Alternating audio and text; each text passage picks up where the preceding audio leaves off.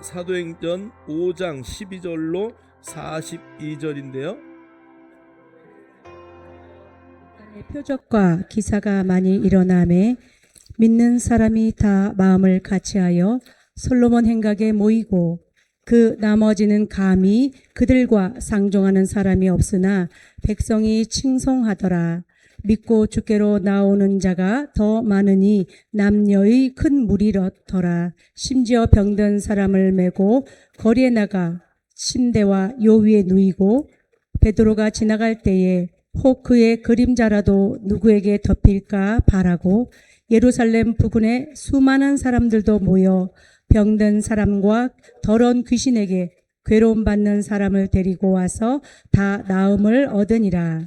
대제사장과 그와 함께 있는 사람 즉 사두개인의 당파가 다 마음에 시기가 가득하여 일어나서 사도들을 잡아다가 옥에 가두었더니 주의 사자가 밤에 옥문을 열고 끌어내어 이르되 가서 성전에 서서 이 생명의 말씀을 다 백성에게 말하라 하매 그들이 듣고 새벽에 성전에 들어가서 가르치더니 대제사장과 그와 함께 있는 사람들이 와서 공회와 이스라엘의 족속의 원로들을 다 모으고 사람을 옥에 보내어 사도들을 잡아오라 하니 부하들이 가서 옥에서 사도들을 보지 못하고 돌아와 이르되 우리가 보니 옥은 든든하게 잠기고 지키는 사람들이 문에서 있으되 문을 열고 본즉 그 안에는 한 사람도 없더이다 하니 성전 맡은 자와 제사장들이 이 말을 듣고 의혹하여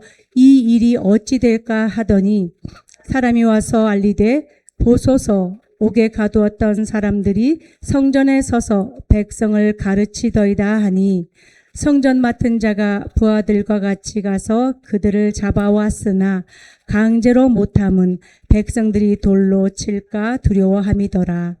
그들을 끌어다가 공회 앞에 세우니 대제사장이 물어 이르되 우리가 이 이름으로 사람을 가르치지 말라고 언금하였으되 너희가 너희 가르침을 예루살렘에 가득하게 하니 이 사람의 피를 우리에게로 돌리고자 함이로다. 베드로와 사도들이 대답하여 이르되 사람보다 하나님께 순종하는 것이 마땅하니라. 너희가 나무에 달아 죽인 예수를 우리 조상의 하나님이 살리시고 이스라엘에게 회개함과 죄 사함을 주시려고 그를 오른손으로 높이사 임금과 구주로 삼으셨느니라. 우리는 이 일의 증인이요 하나님이 자기에게 순종하는 사람들에게 주신 성령도 그러하니라 하더라. 그들이 듣고 크게 노하여 사도들을 없이 하고자 할세 바리새인 가말리엘은 율법 교사로 모든 백성에게 존경을 받는 자라. 공회 중에 일어나 명하여 사도들을 잠깐 밖에 나가게 하고 말하되 이스라엘 사람들아 너희가 이 사람들에게 대하여 어떻게 하려는지 조심하라. 이전에 드다가 일어나 스스로 선전하매 사람이 약 400명이나 따르더니 그가 죽임을 당하매 따르던 모든 사람들이 흩어져 없어졌고 그 후 호적할 때에 갈릴리의 유다가 일어나 백성을 꿰어 따르게 하다가 그도 망한즉 따르던 모든 사람들이 흩어졌느니라. 이제 내가 너희에게 말하노니 이 사람들을 상관하지 말고 버려두라. 이 사상과 이 소행이 사람으로부터 났으면 무너질 것이요 만일 하나님께로부터 났으면 너희가 그들을 무너뜨릴 수 없겠고 도리어 하나님을 대적하는 자가 될까 하노. 그들이 옳게 여겨 사도들을 불러들여 채찍질하며 예수의 이름으로 말하는 것을 금하고 놓으니 사도들은 그 이름을 위하여 능욕받는 일에 합당한 자로 여기심을 기뻐하면서 공회 앞을 떠나니라.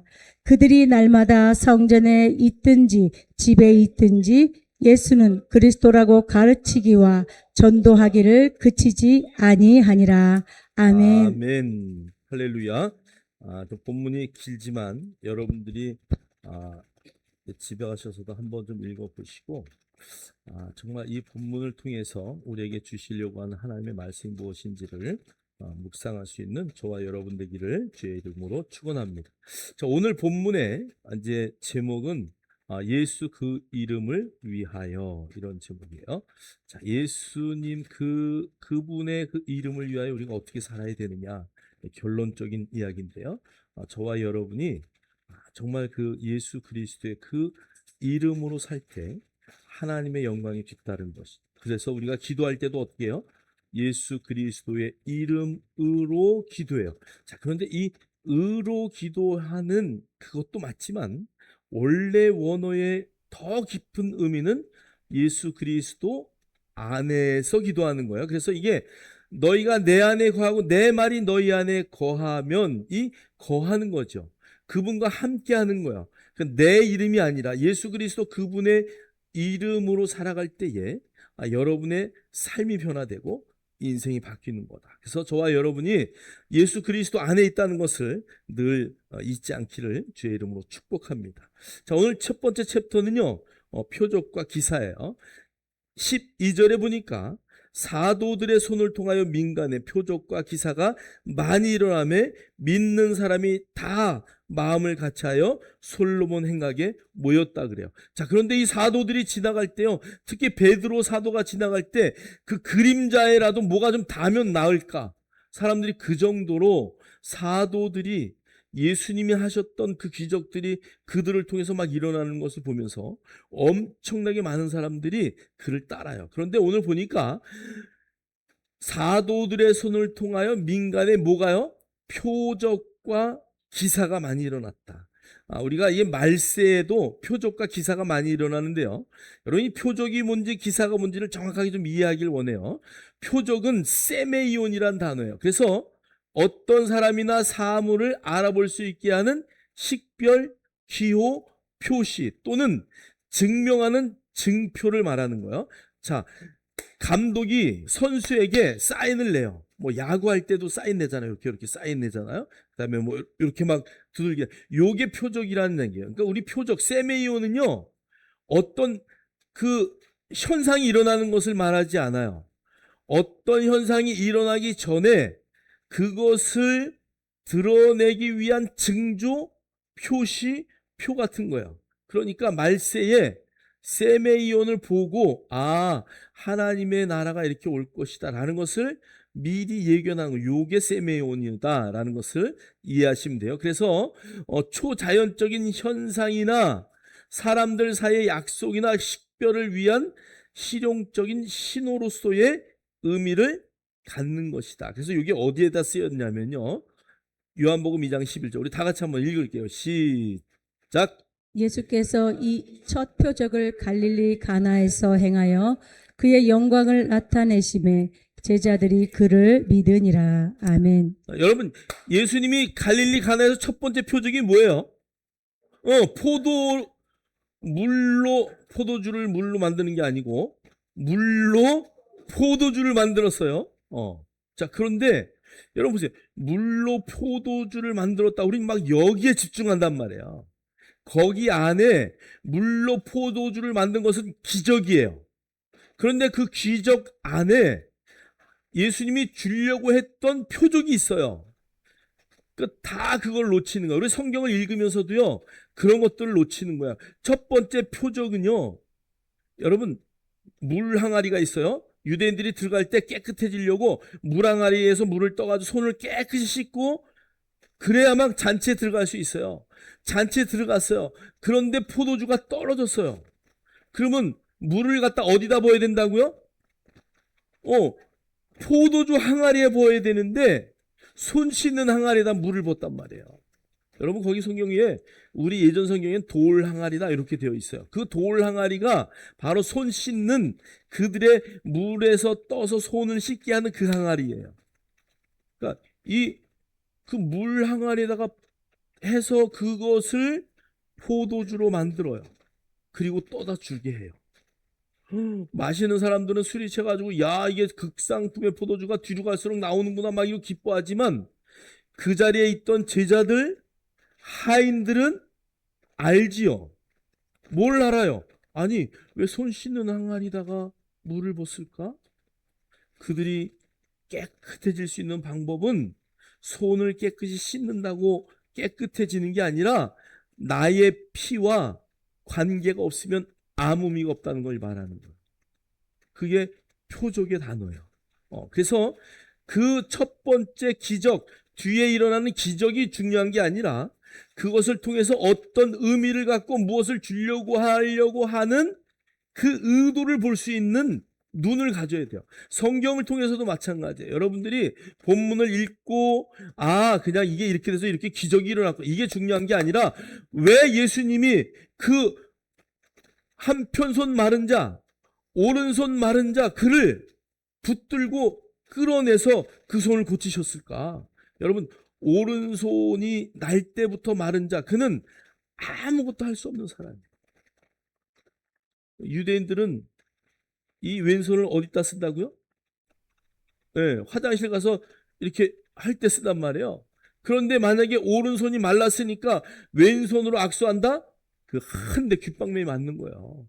저주받은 손으로 어디 날 만지냐. 그 정도로 왼손으로는 아무것도 할 수가 없어요. 여러분, 성경의 사사기에 왼손잡이 에웃의 이야기가 나와요. 그래서 왼손잡이는요, 사실은 버림받았다, 저주받았다, 오른손을 쓸 수 없는 자는 그런 의미가 있어요. 근데 사실 요즘에 왼손잡이들이 훨씬 더 좋잖아요. 오른손 다 쓰니까. 그래서 성경 시대는 그랬단 말이에요. 자, 그런데 그 오른손, 그거를 고쳤다라는 의미는 완전히 쓸모없는 인간을 당당한 사람으로, 할렐루야, 사회에 적응하고 담대히 나올 수 있는 특별한 하나님의 자녀로 세우셨다는 얘기예요. 영적으로 그런 의미가 있어요. 우리가 나는 할 수 없어, 그리고 나는 불구자야 이러고 쓰러지고 넘어진 사람들을 주님은 세우셔서 하나님의 자녀 삼으시고 담대한 삶을 살아가게 하는 그 표적의 역사가 있다는 것을 여러분들이 절대 잊으시면 안 됩니다. 성경을 보면서 여러분 그 안의 것들을 볼 수 있는 눈이 열리기를 주의 이름으로 축원합니다. 자, 요 단어를 또 어디에다 썼냐면요, 마태복음 26장 48절에 썼어요. 읽겠습니다. 시작. 예수를 파는 자가 그들에게 군호를 짜 이르되 내가 입맞추는 자가 그이니 그를 잡으러 한지라. 아멘. 아멘. 그래서 여기 군호라는 단어가 미리 표를 다 짜가지고 내가 그 사람한테 가가지고 이렇게 키스를 딱 마치는 그분이 예수님입니다. 그러니까 요 분을 잡으셔야 됩니다. 그리고 미리 표시를 다 짜가지고 가서 하는 행위, 요것을 말한다라는 것을 여러분이 잊지 않기를 원해요. 자, 그 다음에 기사라는 단어가 있어요. 자, 우리 한번 읽겠습니다. 시작. 자연 법칙을 뛰어넘어 사람들에게 극도의 놀라움, 경외감 혹은 두려움을 불러키는 기이한 일이나 초자연적인 현상을 뜻합니다. 현상 이면의 의미에 집중하는 세메이온과 달리 테라스는 그 현상 자체가 가진 압도적인 힘과 기이함에 초점을 맞춥니다. 아멘. 아멘. 그래서 이 기사라는 단어는 자연 법칙을 뛰어넘어요. 그래서 여러분 성경을 쭉 여러분 자세히 보세요. 이 표적과 기사라는 단어는 늘 항상 함께 다녀요. 그래서 복수로 항상 쓰고 있다. 표적이 일어나고 그 다음에 뭐가 일어나요? 기사가 일어난다. 그래서 실제로 이건 막 놀라운 일, 경이로운 일, 막 파도가 예수님이 멈춰라라고 하니까 멈추는 일, 이런 일들이 함께 일어난다. 그래서 표적과 기사는 짝을 이루어서 늘 사용된다. 자, 우리 사도행전 14장 3절에 읽겠습니다. 시작. 두 사도가 오래 있어 주를 힘입어 담대히 말하니 주께서 그들의 손으로 표적과 기사를 행하게 하여 주사 자기 은혜의 말씀을 증언하시니. 아멘. 여기에 두 사도는요, 바울과 바나바예요. 그 바울과 바나바가 오랫동안 거기를 섬기면서 이제 담대히 하나님의 말씀을 증거할 때에 그들의 손을 대는 곳마다 표적과 기사가 나타났다 얘기예요. 그래서 이 표적과 기사는 항상 같이 다니는 언어다라는 것을 여러분이 아시면 돼요. 자, 시브리서 2장 4절. 하나님도 표적들과 기사들과 여러 가지 능력과 및 자기의 뜻을 따라 성령이 나누어 주신 것들로 그들과 함께 증언하셨느니라. 그래서 하나님도 표적과 기사를 같이, 그러니까 하나님은 그냥 막 기적만 막 일으키지 않아. 여러분, 막 우리가 어떠한 기적에 막 반응하지 마시고 하나님이 주시려고 하는 의도가 무엇인지를 잘 깨닫고 그 뒤에 일어나는 그 엄청난 기적과 같은 일들을 바라볼 수 있어야 된다. 그래서 오늘날도 마찬가지야. 아픈 환자가 일어나는 거에만 막 집중해요. 그런데 그 환자가 일어나서 하나님의 말씀으로 변화되고, 여기 뒤에 보세요. 그 말씀이 없으면은요, 그 기적이 일어난 게 기적으로 그냥 끝나버리는 거야. 말씀으로. 그래서 우리 안에 하나님의 말씀이 새겨지고, 아, 그런 의도로 해서 이런 기적을 일으키셨구나라는 것을 깨닫는. 그래서 오늘 그 많은 사람들이 그 기적이 일어나는 것들을 보고 막 그 자리에 모인 그들에게 오늘 이 베드로와 요한과 많은 사도들이 하나님의 말씀, 예수 그리스도, 너희가 십자가에 못 박았던 예수 때문에 이런 일이 일어났다는 것을 오늘 그들에게 증거하는 장면들이 나오는 거예요. 그래서 저와 여러분이 나는 표적과 기사의 통로로 정말 사용되고 있는가? 이것은 오늘 성경의 본문에 있는 것처럼 성령을 받은 모든 사람에게 임하는 거야. 할렐루야. 아, 사도들만 아니요. 오늘날도 하나님의 말씀 앞에 깨어진 자들은 하나님이 저렇게 표적과 기사의 통로로 사용되고 있다. 저와 여러분도 정말 그 통로로 마음껏 쓰임받기를 주의 이름으로 축원합니다. 자, 두 번째는요, 위협 속에서도 멈출 수 없는 놀라운 역사를 볼 수 있어요. 자, 오늘 본문 한번 19절 20절 그 다음에 29절부터 32절까지 읽겠습니다. 시작. 주의 사자가 밤에 옥문을 열고 끌어내어 이르되 가서 성전에 서서 이 생명의 말씀을 다 백성에게 말하라 하매 베드로와 사도들이 대답하여 이르되 사람보다 하나님께 순종하는 것이 마땅하니라. 너희가 나무에 달아 죽인 예수를 우리 조상의 하나님이 살리시고 이스라엘에게 회개함과 죄 사함을 주시려고 그를 오른손으로 높이사 임금과 구주로 삼으셨느니라. 우리는 이 일의 증인이요 하나님이 자기에게 순종하는 사람들에게 주신 성령도 그러하니라 하더라. 아멘. 아멘. 이제 이 사람들이 기적과 표적을 일으키고 예수 이름을 막 전하니까 누가 제일 두려울까요? 대제사장들, 그 다음에 뭐 예수님 십자가에 못 박아 죽여라 하고 했던 그 자들이 다 두려워하는 거야. 오늘 본문 가운데 보면, 야, 그 예수를 십자가에 못 박게 한 그 죄를 우리에게 다 씌우려고 하느냐? 막 이런 말을 그들이 할 정도로 두려워하고 있어요. 그래서 예수를 증거하지 못하게 감옥에다가 집어넣어요. 자, 그런데 감옥에 집어넣는데 주의 사자가 밤중에 가가지고 그 갇힌 자를 어떻게 해요? 싹 꺼내내요. 자, 그래서 갇혔다가 옥문도 잠겨 있는데 다 나온 거예요. 가서 옥문을 보니까 이미 다 어떻게 됐어요? 다 빠져나갔어요. 야, 큰일 났다. 이 제자들이 가뒀는데 풀려났으니까 이거 어떡하냐? 막 그러면서 할 때에 오늘 본문의 제사장들과 그들이 막 전하지 말라고 그들에게 막 이제 사도들에게 이야기할 때에 오늘 베드로와 사도들이 29절에 전하지 말라고 하는 그들을 향하여 하는 말이에요. 베드로와 사도들이 대답하여 이르되 사람보다 하나님께 순종하는 것이 마땅하니라. 너희가 나무에 매달아서 죽인 그 예수를 우리 조상의 하나님이 살리셨다. 그리고 그분이 이스라엘에게 회개함과 제사함을 주시려고 그를 오른손으로 높여서 임금과 구주로 삼으셨다. 그리고 우리는 이 일의 증인이다. 그러면서 담대하게 이야기하는 거야. 여러분, 이 제사장들 앞에 정말 서슬이 퍼런 감옥에 가둘 뿐 아니라 생명을 죽일 수 있는 그들 앞에서 담대하게 오늘 베드로와 그 많은 사도들은 예수를 전했다는 것이죠. 정말 오늘날 이런 상황이 온다면 정말 얼마나 많은 그리스도인들이 그 앞에 서 있을까. 그 앞에 서 있습니다. 언젠가 이제 대화를 하다 그런 얘기가 나왔어요. 우리나라에 주기철 목사님이라고 계셔요.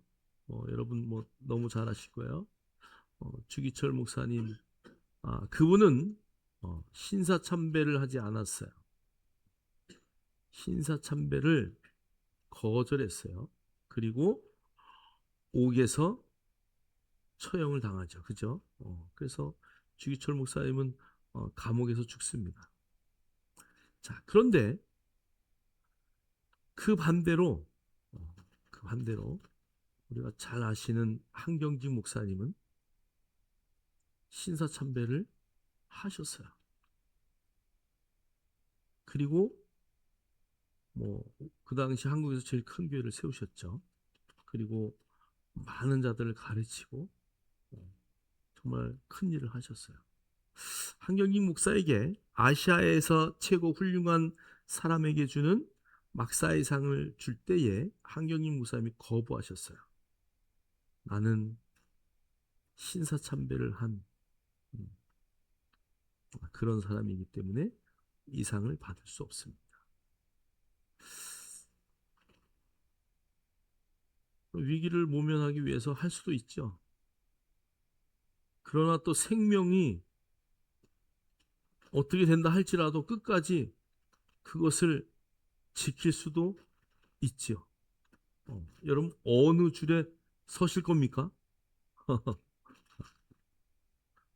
저한테 그런 질문을 했어요. 한경희 목사님이 다짐하셨죠. 나는 살아야 된다. 나는 살아서 예수를 증거하고 그분을 더 우리의 후학들에게 가르쳐야 된다라고 하는 또 목적이 있었어요. 그분. 그래서 많은 제자들을 키워냈죠. 어떤 게 옳을지는 여러분들이 잘 생각하셔야 돼요. 십자가에 죽는 길을 택할 것인가? 아니면 그 자리에서 살아남아서 내가 정말 값진 삶을 살아내고 하나님의 영광을 위해서 살 것인가? 어떤 것이 옳다라고는 누구도 말할 수 없어요. 사실 죽음 앞에서는요, 어떻게 하겠습니까? 우리나라의 많은 뭐 6.25 전쟁 때 공산당들이 뭐 총을 들고 와가지고 뭐 수많은 목사님들 죽이고 또 많은 그리스도인들 죽였을 때 그 가운데 뭐 배도에서 살아난 사람들도 있겠죠. 당연히 있겠죠.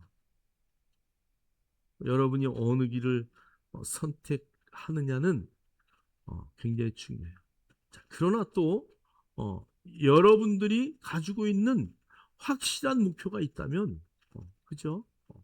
그래서 여러분 뭐 그걸 그래서 그런 것 때문에 막 싸움이 일어나고 막 갈라지고 여러분 그런 것 때문에 정말 성경을 보면요 그런 걸 다 품을 수 있는 그 정말 바다 같은 은혜를 가지고 있어요.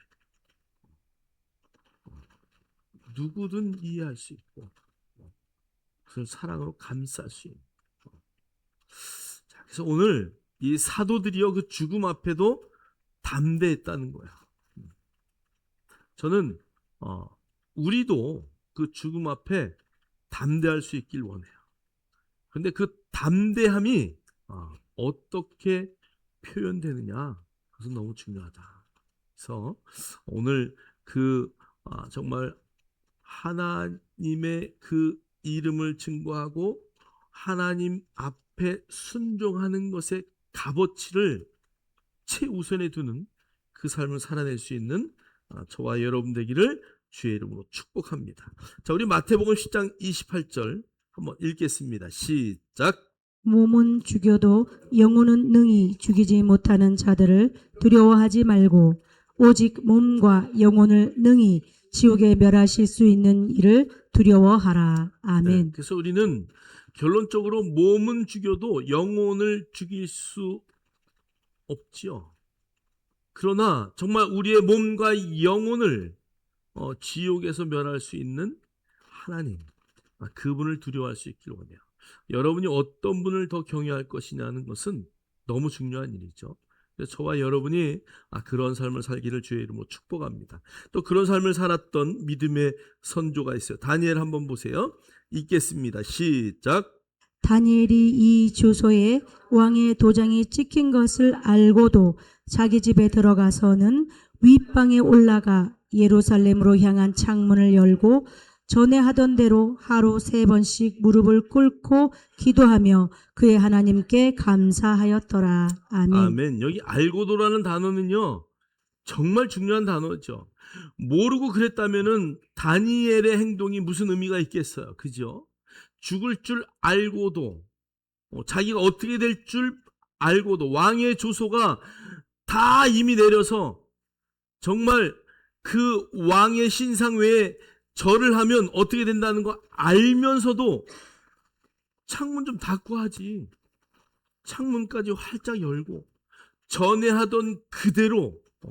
그래서 여러분, 죽고자 하면 살리는 거예요. 할렐루야. 성경이 말하듯이 죽고자 하면 살 것이요 살려고 하면 죽습니다. 저와 여러분이 정말 그런 다니엘의 믿음을 갖기를 주의 이름으로 축복합니다. 자, 여호수아 24장 15절 읽겠습니다.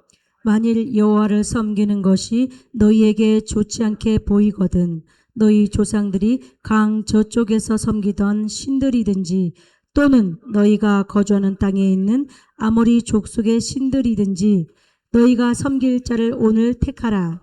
오직 나와 내 집은 여호와를 섬기겠노라 하니. 아멘. 아멘. 여호수아의 말년인데요. 이 가나안 땅을 넘어서 전쟁을 하고 그 다음에 정복하고 그 땅을 분배를 했어요. 그런데 이방 신들을 너무 섬기는 거예요. 오늘 여호수아가 그래요. 강 저쪽에서 섬기던 신이든지 또 너희가 이 거주하는 땅에 있는 아모리 족속의 신들이든지, 그러니까 강 건너편에서 에돔이나 이런 광야를 지나오면서 섬겼던 그 신들 다 그들이 가져와서 섬겼다는 얘기예요. 그 다음에 와서 보니까 이쪽은 농사를 짓는 관련된 신들이 굉장히 많잖아요. 그 신들을 또 섬겼다는 거예요. 그러니까 그 이스라엘 사람들이 요단강을 건너 가나안 땅, 하나님이 주시고자 하는 그 땅에 들어가서도 그 우상을 버리지 못했다. 그 앞에서 오늘 여호수아는 말하는 거예요. 오직 나와 내 집은 여호와만을 섬기겠다. 나만이 아니에요. 나와 내 집이에요. 여러분, 이스라엘은 이 공동체의 믿음이 너무 강해요. 그래서 나 한 사람이 예수를 믿게 되면 내 가족이 다 믿는 거야. 여러분, 우리가 늘 이야기하지만 방주의 그 한 사람 누구예요? 노아 때문에 8 식구와 엄청난 모든 짐승이 살아요. 자, 그런데 아골골짜기 아간 한 사람 때문에 그의 가족과 모든 짐승이 다 돌로 쳐서 죽임을 당해요. 한 사람의 믿음은 그렇게 중요하다. 사도행전 16장에 감옥에 갇혔던 바울과 실라가 노래를 할 때, 찬양을 할 때 옥문이 열려지고, 옥문이 열려질 때에 도망가지 않고 거기 끝까지 있어요. 하나님이 일하실 것을 알지. 간수장이 자기의 목숨이 끊어질 뻔했는데 바울과 실라 때문에 살아요. 그리고 그 앞에 무릎을 꿇고 말해요. 내가 어찌하면 좋겠습니까? 그랬더니 너와 내 집이 구원을 받으리라.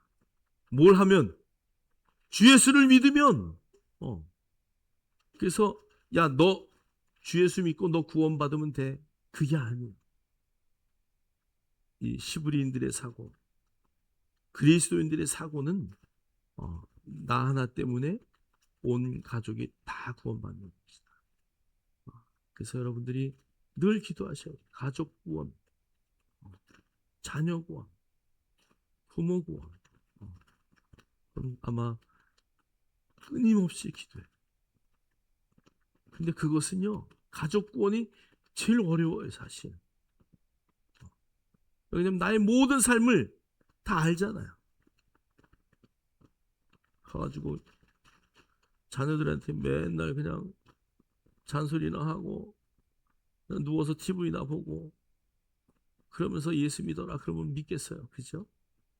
성질나면 욕하고 뭐 시키기나 하고 막 이러면 자녀들이 아이고 아빠나 잘하세요. 머리 크면 다 그런다니까. 너나 잘하세요. 그런 얘기가 나오면 절대 안 돼.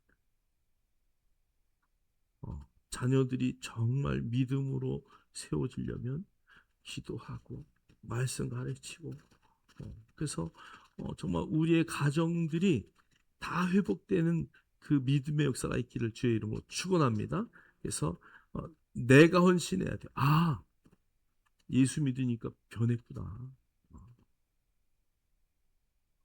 내가 이 얘기를 누가 민수 형님한테 엊그제 어저께인가 했구나. 민수 형제가 어제 결단했어요. 다 끊기로. 뭔 줄 알죠? 다 끊기로 한 게. 예, 예. 이거 끊고 다 정리하기로. 할렐루야. 본인이 아멘 크게 안 하는 것 같아. 아멘. 민수 형제 아멘. 아멘.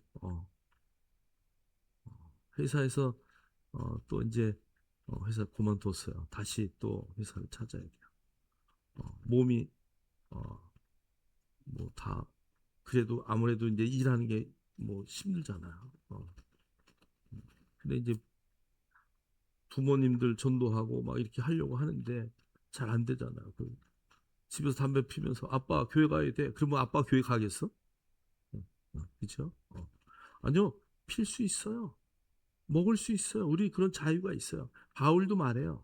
자, 그런데 나의 행동 때문에 연약한 한 사람이 상처받을까 봐 안 하는 거예요. 저요 담배 얼마든지 필 수 있어요. 술 얼마든지 먹을 수 있어요.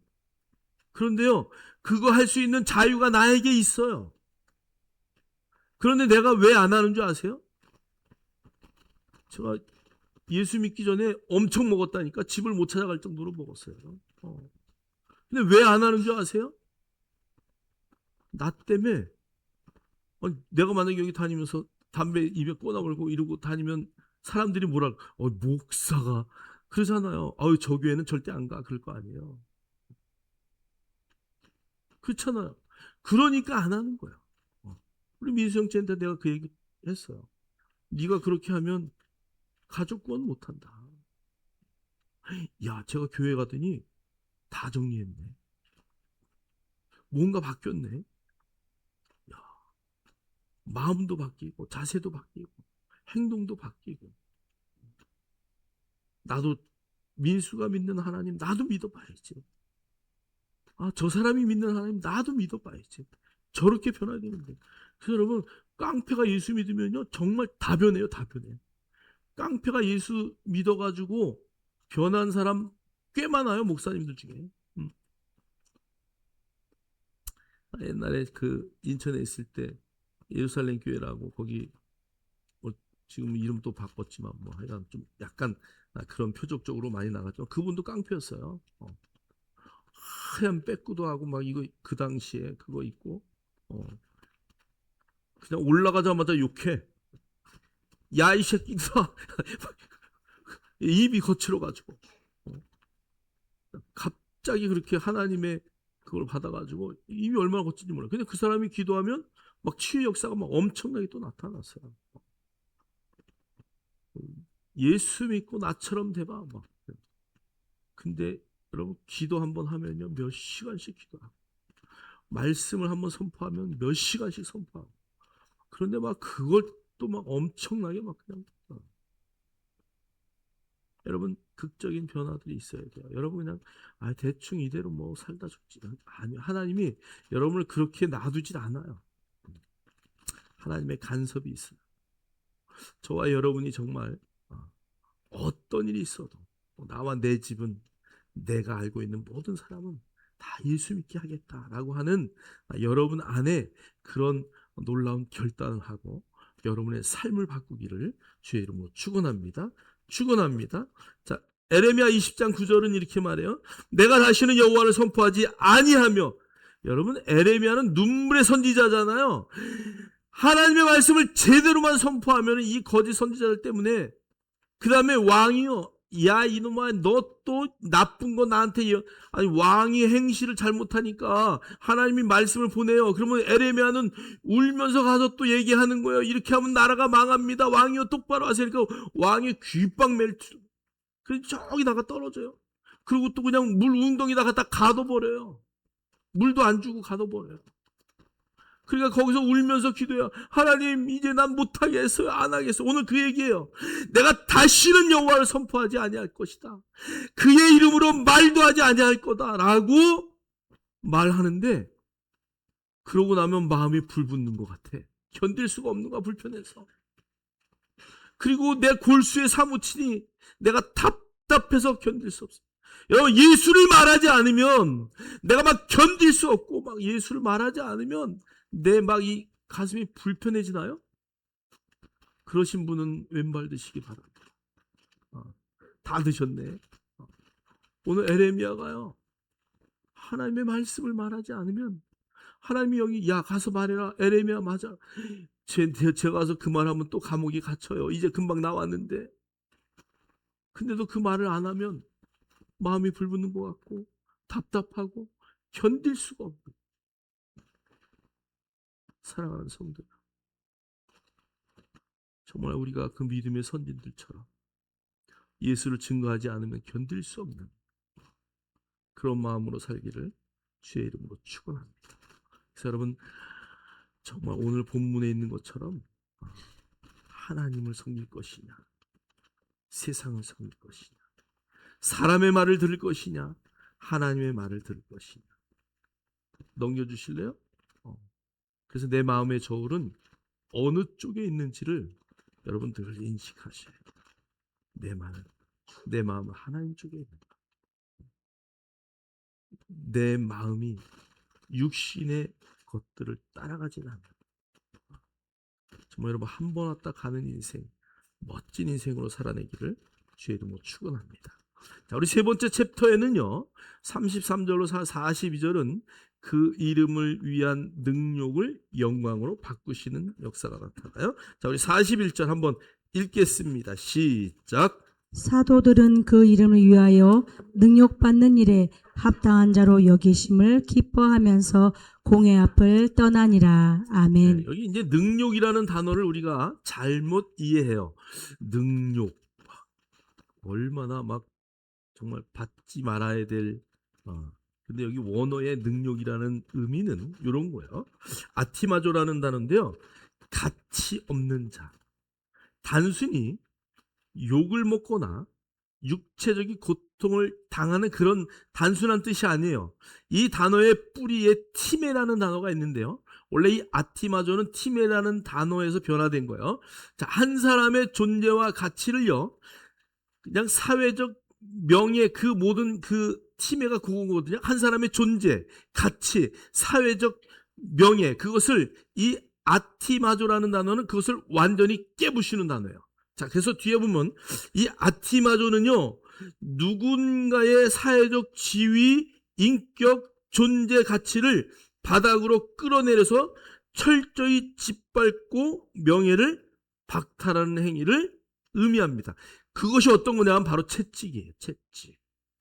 이 로마 시대 때 채찍을 맞았다 그러면, 아이고 얼마나 지저분한 일을 했길래 채찍이 맞았을까? 그런 거야.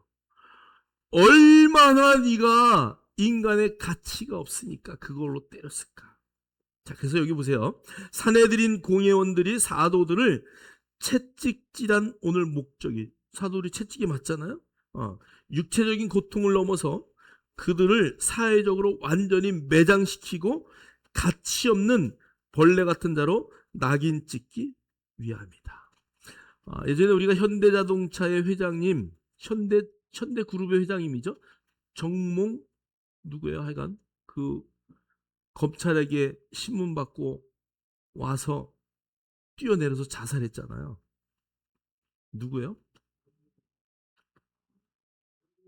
정몽원인가? 정몽원 맞는 것 같은데요. 여러분, 뭐 대개의 많은 총수들이 그런데 연루되면 그냥 버티고 돈으로 해결하고 막 이러고 끝나는데 이분은 그런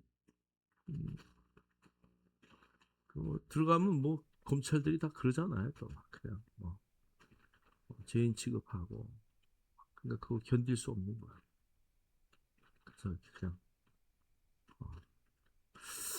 오늘 사도들을요 가치 없는 벌레 같은 자로 사회에서 낙인 찍기 위해서 하는 것들이 바로 이 채찍이에요. 여러분 채찍 한번 볼까요? 저 뒤에 맨 끝이 메탈 링을 끼고요. 거기에 끝에 이렇게 막 가시 같은 것들이 달려 있어요. 그것을 저렇게 보세요. 다음 장면 한번 볼까요? 저렇게 매달아 놓고 때리는 거예요. 그리고 로마 병사가 그냥 여러분 이 그림에 이렇게 보면 그 옆에 그림이 이렇게 때린다는 얘기예요. 그냥 때리는 게 아니에요. 때리는 방법이 있어요. 옆에서 서가지고 내려 찍어요. 그러면은 이 등짝 한번 이쪽에 등짝 그림 나오잖아요. 네, 저런 식으로다가 이렇게 채찍을 가하는 거야. 저 위에서부터 밑으로 내려가면서 예수님이 저렇게 온몸을 채찍을 맞아요. 여러분 좌우의 강도는 채찍에 맞았단 말이 있어요? 없어요? 없어요. 예수님도 그들과 함께 십자가에 달려야 될 사람은 사실 채찍에 때리지 않아요. 그런데 왜 채찍에 맞았어요? 이사야 53장에 그가 채찍에 맞음으로 너희가 나음을 얻으리라고 하신 그 약속의 말씀을 이루기 위해서 채찍에 맞는. 그래서 여러분 그 영화에 보면 왜 채찍을 때리냐고 십자가에서 고통당할 사람인데 주님은 그렇게 채찍에 맞았어요. 여기 한번 다음 장면 볼까요? 못을 저렇게 박는 거예요. 이렇게 해서 여기에다 박는 거예요. 여기가 아니고 여기에다가 박는 거예요. 그래야 막 흔들어도 떨어지지 않아요. 그 다음에 저 뒤에 나무에다 못 박은 다음에 못을 구부려 트시는 거예요. 그래서 예수님이 저렇게 매달려가지고 축 쳐져요. 그러면 이 내장이나 모든 장기들이 밑으로 복막을 찍고 떨어져요. 그러면 사실 그 고통이 엄청나죠. 그래서 뭐 똑바로 쭉 매달은 게 아니라 저렇게 구부려서 매달아가지고 최대한 밑으로다가 이렇게 몸이 그냥 다 찢어지면서 떨겨지는 거예요. 다음 장면 한번 볼까요? 발의 못은 어디다가 박느냐. 그 당시 어떻게 못 박았다라는 것까지. 그래서 마지막 숨이 끊어질 땐 저렇게 머리가 뚝 떨어지고 완전히 몸이 처진 상태에서 저렇게 죽게 되죠. 자, 그래서 이런 채찍 그 전에 채찍의 장면을 통해서 목숨은 살려주되 완전히 사회에 버림받은 자의 최고형의 수치를 가하는 것. 그게 바로 오늘 능욕이라는 단어예요. 자, 그다음에 우리 이 세상에서는 채찍을 때려서 제자들을 그 능력받는 자로 만들었는데 하나님은 어떻게 만드셨냐면 자 우리 옆에 볼까요? 말씀 한번 합당한 자로 여겼다. 여기 합당한 자로 여겼다라는 얘기가 카탁시오라는 단어인데요. 최고의 가치와 명예를 부여했다. 자 그래서 이 단어는요. 신적 수동태예요. 내가 하는 게 아니라 하나님이 사도들이 스스로 내가 스스로 하는 것이 아니라 하나님이 그 명예를 부여하셨다는 얘기예요. 자 그러니까 능욕 당한 자에게 합당한 자로 여기셨다는 얘기예요. 무슨 말인지 이해가 되시나요? 세상에 가치 없는 자로 만들어졌을 때 세상은 정말 십자가에 못 박고 완전히 가치 없는 자로 만들었을 때 하나님은 그를 최고의 명예의 자리, 최고의 가치의 자리에 앉히셨다는 얘기죠. 자, 그래서 최고의 재판관이신 다음 장면 볼까요? 하나님께서 직접 판봉을 두드리시며 너희는 내 아들의 이름을 위하여 고난을 받을 자격이 충분하다고 공식적으로 판결해 주셨다는 뜻입니다. 우리 위에 본문 한번 다시 가보세요. 41절. 그래서 사도들은 그 이름을 위하여 능력 받는 일에 저렇게 채찍 맞고 가치 없는 자로 여기는 그 일을 합당한 자로 여기심을 기뻐하면서 누가요? 하나님이 그렇게 능력 받았지만 하나님께서 합당하게 여겼다는, 너 같이 있어. 너는 정말 최고의 명예의 자리에 그 여기신 것을 기뻐하면서 공의 앞을 떠났다는 것이. 저와 여러분이 정말 그런 자리에서도 굴하지 않고 하나님이 인정해 주는 것을 최고의 가치로, 세상의 인정보다 하나님의 인정을 받는 저와 여러분 되기를 주님의 이름으로 축원합니다. 자, 히브리서 11장 26절 읽겠습니다. 시작. 그리스도를 위하여 받는 수모를 애굽의 모든 보화보다 더 큰 재물로 여겼으니 이는 상 주심을 바라봄이라. 아멘. 그리스도를 위하여 받는 수모를 애굽의 모든 보화보다 더 큰 재물로 여겼다. 누구 얘기예요? 모세. 모세는 왕자로 살았어요. 그런데 자기 동족이 그 어려움을 당하고 수치를 당하는 걸 참지 못하여 살인을 했죠. 여러분, 사실 성경을 보면 살인하고 발각나서 도망갔다고 하는데요, 왕자가 뭐 그거 하나 정도 죽이는 건 무슨 의미가 있겠어요, 그렇죠? 얼마든지 깔아뭉갤 수 있어요. 왕이 알아도 저는 말을 안 들어서 내가 싸워서 이렇게 했다. 근데 성경은요, 그 장면을 애굽의 모든 보화보다 더 큰 재물로 여겼대요. 그러면 그 왕자의 자리보다 자기 동족들이 어려움을 당하고 막 여기에 더 많은 비중을 뒀다는 얘기예요. 그리고 내가 함께 하나님의 상주심을 바라보고 그 길을 가자라고 결정한 길을 갔다. 모세가 히브리서는 그렇게 기록하고 있어요. 그것을 히브리서는 그리스도를 위하여 받는 수모다 이렇게 말했어요. 예수 그리스도 때문에 그 왕자의 자리, 아마 모세가 더 똑똑했다고, 그 애굽의 기록에 보면 정말 똑똑한 왕자, 다음 왕위를 이어받을 1순위 왕자예요. 그럼에도 그것을 다 내려놨다.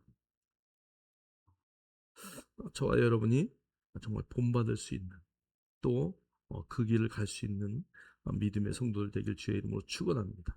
자, 로마서 8장 17절로 18절 읽겠습니다. 시작. 자녀이면 또한 상속자 곧 하나님의 상속자요 그리스도와 함께한 상속자니 우리가 그와 함께 영광을 받기 위하여 고난도 함께 받아야 할 것이니라. 생각하건대 현재의 고난은 장차 우리에게 나타날 영광과 비교할 수 없도다. 아멘. 아멘. 우리가 영의 눈으로 그걸 볼 수 있어야 돼요. 현재의 고난과 어려움과 고통, 괴로움, 앞으로 우리에게 줄 나타날 영광과 비교할 수 없다라는 것. 비교가 돼요, 안 돼요? 안 돼요. 예수님과 사단이 싸우면 누가 이겨요? 크게 누가 이겨요? 상대가 안 돼요. 대학생하고 초등학교 1학년하고 싸우면 누가 이겨요? 싸움이 안 되죠. 무슨 대학생이 초등학교 1학년하고 싸우겠어요. 야, 가. 그러면 가는 거지. 예수님도 마찬가지예요. 사단에게 예수 이름으로 명하노니 물러가라. 가는 거죠. 이 고난과 영광은요, 비교할 수가 없어요. 그러나 성경은 no cross, no crown이에요. 그 십자가의 고난, 이 땅의 고난이 없으면 영광도 없다라는 것이. 저와 여러분이 영광을 위한 고난을 기뻐하기를 주의 이름으로 축원합니다. 그래서 우리가 환난 가운데 뭐 하라고요? 기뻐하라. 하늘 상급을 바라볼 수 있는 자는 그것을 능히 기뻐하고 감사함으로 이길 수 있는 것이다. 자, 우리 한번 42절 오늘 본문 읽을까요? 42절. 그들이 시작. 그들이 날마다 성전에 있든지 집에 있든지 예수는 그리스도라고 가르치기와 전도하기를 그치지 아니하니라. 네, 아멘. 오늘 본문의 마지막에 그들이 날마다 이제 성전에 있든지 집에 있든지 예수는 그리스도라고 가르치기와 전도하기를 그치지 아니했다. 전도만 하는 게 아니에요. 가르치기만 하는 게 아니에요. 성경은 가르치는 그 캐리그마, 예수를 믿지 않는 자들을 데리고 와서 가르치는 일이 굉장히 중요한 거죠. 모르는 사람들을 데리고 와서 가르쳐야 돼요. 그런데 이 가르치는 것만 열심히 하고 전도를 안 하면 어떻게 될까요? 안 되는 거죠. 그래서 그 두 가지, 가르치기와 전도하기를 멈추지 않았다. 자, 오늘 여기에 그치지 아니하니라, 우리 뒤에 한번 볼까요? 그치지 아니하니라. 자, 읽겠습니다. 시작. 그치지 아니하리라. 이거 다 밑에 외워야 돼요? 오쿠 플러스 에파우 온토라는 단어인데요. 이게 합성어예요. 요 합성어는 시제가 미완료 시제예요. 자, 그러니까 과거에서 시작된 행동이 선처럼 끊어지지 않고 계속해서 진행되거나 반복돼야 된다. 자, 그러니까 끝났다 안 끝났다? 계속이다. 그럼 전도하는 일이 끝났다 안 끝났다? 계속. 가르치는 일은 끝났다 안 끝났다? 계속. 언제까지? 그러면 죽을 때까지. 할렐루야. 그러니까 죽는 순간에도 예수님이 누군 줄 아니? 그리고 죽어야 돼. 할렐루야. 그리고 그 복음을 전하고 마지막, 되게 부모들이 마지막 돌아가실 때 자녀들을 다 모아놓잖아요. 너희들 예수 믿어야 돼.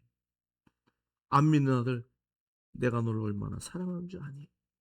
너는 꼭 예수 믿어야 된다. 너는 하나님의 자녀다. 내가 너를 위해 이렇게 기도했다. 그리고 마지막 유언할 수 있어야 돼. 그냥 와 죽겠다 그러고 이러고 가지 말고 마지막 순간까지도 가르치고 전도하는 일에 여러분의 생명을 드려요. 그래서 기도하셔야 돼요. 나는 죽을 때 어떻게 죽을 거야? 안 믿는 사람 손 딱 붙들고 예수 믿어야 돼. 그리고 눈물 흘리다 죽으면 얼마나 멋있어요. 그 다음에 여러분, 그 최춘식 할아버지 아시죠? 전철 타고 가다가 전철 안에서 늘 예수천국 복음 전하다가 그분 전철에서 돌아가셨어요. 전철 안에서 돌아가셨어요. 뭐 하다가? 복음 전하다가 뭐 연세가 그때 뭐 80 몇이었는데 맨발로다가 늘 전도하시던. 거기 전철 안에서 앉아서 전도하다가 그날도 전도 나갔다 올게 그러고 나가서 전철에서 돌아가셨어요. 할 수 있습니다. 할렐루야. 아멘 소리가 너무 작아요. 할 수 있다. 할 수 있다. 하신 이는 나의 능력 주 하나님. 할렐루야. 그분이 나의 능력이기 때문에 얼마든지 할 수 있다. 그래서 이 가르치기와 전도하기 두 단어 모두 현재 분사형으로서 두 가지가 동시에 역동적으로 이루어져야 합니다. 그래서 이 두 가지가 동시에 이루어져야 될 것이고, 가르치다와 성경을 풀어주는 양육의 사역이고, 전도하다는 아직 믿지 않는 자들을 향한 선포의 사역이다. 이것을 둘 다 해야 된다. 자, 그래서 디모데후서 4장 2절은 이렇게 말해요. 너는 말씀을 전파하라. 때를 얻든지 못 얻든지 항상 힘쓰라. 범사에 오래 참음과 가르침으로 경책하며 경계하며 권하라. 보세요. 말씀을 전파하라. 언제? 때를 얻든지 못 얻든지. 자, 그러면서 항상 힘쓰라. 그 다음에 가르쳐라. 언제? 범사에. 범사가 때를 얻든지 못 얻든지잖아요. 그죠? 그러니까 여러분, 범사에 전도하고 범사에 가르치는 일에 우리의 인생을 드릴 수 있는 값진 인생이 되기를 주의 이름으로 축원합니다. 자, 내 자존심이 아닌 예수님의 이름 때문에 정말 좁은 길을 갈 수 있는 저와 여러분 되기를 주님의 이름으로 축복합니다.